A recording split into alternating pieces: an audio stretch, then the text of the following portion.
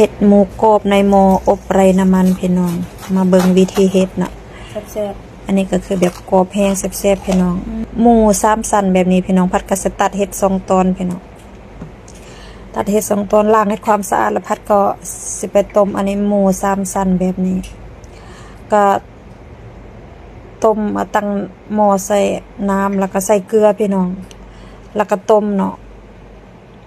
ต้มให้ได้แบบนี้พี่น้องแล้วก็มาให้มันเย็นก่อนแล้วก็มาแบบสับๆนี่เอาส้มเนาะให้มันเป็นหูแบบนี้เนาะเขาจะไปแช่น้ำส้มสายชูพี่น้องหรือผัดกระเสตัดแบบนี้นะเพื่อเวลาทอดมันจะได้ง่ายเนาะพี่น้องเห็นบ่คือไปบั่งเนาะพี่น้องตัดค่อยก็จะใส่เกลือหน่อยนึงพี่น้องค่อยก็ใส่เกลือหน่อยนึงค่อยก็จะเอาน้ำส้มสายชูใส่แบบนี้ค่อยก็สิมาเซเนาะเนี่ยแบบนี้10 นาทีหรือ15 นาทีประมาณนี้แล้วก็เกลือใส่น้อยนึงหมักไว้อันนี้ถือว่าโอเคแล้วพี่น้องใส่หม้ออบไร้น้ำมันพี่น้องสิอบอยู่นี่เลยก็ได้แต่ฟัดสิไปทอดเนี่ยก็อบ2 เทื่อพี่น้องอบเทื่อเดียวอบ2 เทื่อหั่นบ่ต้องทอดกันสิกินก็ได้เลยแต่ว่าพัดอยากแบบได้รสชาติที่มันหอมๆทอดนี่เห็ดมันหล่นแล้วเดี๋ยวพัดเอาไม้จิ้มเนาะพี่น้องอันนี้คือแบบว่าเห็นบ่แต่จริงมันแบบนี้เขาไปเฮ็ดกะเพราหมูกรอบมันก็แซ่บแต่ว่าพัดสิอบอีกเนาะอันนี้มันยังบ่ได้พัดสิอบดอเนาะพัดก็สิไปพักอันนั้นก่อนแล้วอันนี้พัดก็สิเอาไม้จิ้มฟันไปจิ้มเอาไม้แล้วก็เอาน้ำส้มสายชูไปเตะหน่อยนึงมันบ่ได้พี่น้องมาแซ่อีกพี่น้องเอาน้ำส้มสายชูใส่หั่นก็แซ่แป๊บเดียวเองมันนี่ให้มันอันนั้นแล้วก็อบอันนี้แล้วผัดกะสิเห็นบ่ก็อบอันนั้นโตพี่น้องอบ2 เทื่ออบ2 รอบแม่น2 เทื่อแม่นแหละอบ2 รอบพี่น้องอันนี้ก็พอแล้วพี่น้องการสิกินแบบนี้มันก็กินได้เลยแต่ว่าผัดอยากได้ความฟูอีกกว่านี้เนาะถ้าแบบเฮาสิกินเลยเฮาก็อบโตหั่นน่ะอบโตให้มันยาวหน่อยนึงหั่นน่ะ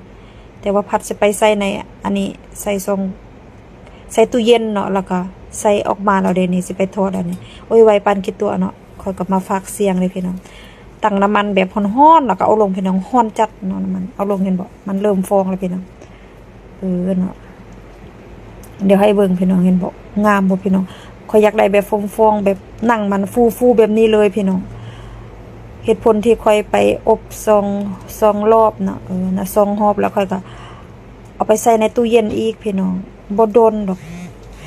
ถ้าบ่มีเวลาก็ใส่2 ฟิตเนาะใส่2 แข็งหั่นน่ะแป๊บเดียวเองแล้วก็เอาออกพักให้มันเย็นเนาะก็ใส่แล้วก็อันนี้ก็ทอดตอนที่2พี่น้องเห็นบ่กรอบสูตรเห็ดหมูกรอบแบบบ่ต้องทอดก็คืออบในหม้อไร้น้ำมันหั่นแหละอันนี้คืออยากได้แบบมันฟองจังซี่เอาฟองกว่านี้ก็ได้อีกเด้พี่น้องเสน้ำส้มสายชูรอบ2หั่นเสดนหน่อยนึงอันนั้นผัดจุ่มๆเนาะเสประมาณ5 นาทีหรือว่า10 นาทีนะอันนี้เดี๋ยวผัดสิไปตัดพี่น้องอันนี้เย็นแล้วเนาะแน่เบิ่งเห็นบ่ไม้ที่เฮาจิ้มนี่แล้วก็ตัดงามๆพี่น้องเห็นแบบนี้ค่อยอยากกินข้าวเปียกอยู่บ้านเฮาข้าวเปียกแบบใส่หมูกรอบเคยกินบ่พี่น้องคือแบบแซ่บสุดพี่น้องร้อนๆแล้วข้าวเปียกตอนเช้าหั่นน่ะอากาศหนาวอยู่บ้านเฮาเนาะเนาะมักแห้งข้าวเปียกหมูกรอบอันนี้ก็แซ่บหอมๆดนๆได้กินเทื่อได้อันนั้นตัดเห็ดต้นใหญ่ถ้าบ่อยากตัดเห็ดต้นใหญ่ก็ผ่าแบบครึ่งอันนี้ก็ได้เห็นบ่หมูกรอบเสร็จแล้วพี่น้องกรอบๆพี่น้องแล้วตัดให้เบิ่งโอ้ my god เลือกตัวใดเด้กรอบน้ำจิ้มแซ่บแซ่